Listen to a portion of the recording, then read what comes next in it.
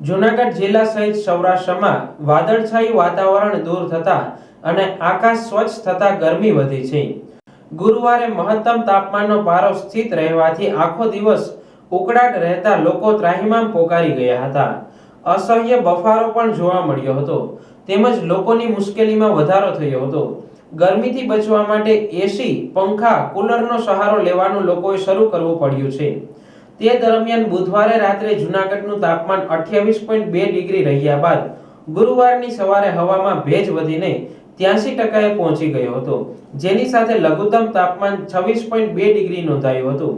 તેમજ સવારથી પવનની ગતિ પ્રતિ કલાકની 5.8 કિલોમીટરની રહેવા પામી હતી. ત્યારબાદ વાતાવરણમાં 45% ભેજ વચ્ચે તાપમાનનો પારો 37 અંશ સ્થિર રહ્યો હતો. કેશોદ શહેરમાં પણ લોકો ત્રાહિમામ પોકારી ઉઠ્યા હતા અને કેશોદ શહેરનું પણ મહત્તમ તાપમાન 35 ડિગ્રી હતું. અસહ્ય ઉકળાટ અને બફારા વચ્ચે લોકો પરસેવે રેબઝેબ થઈ ગયા હતા.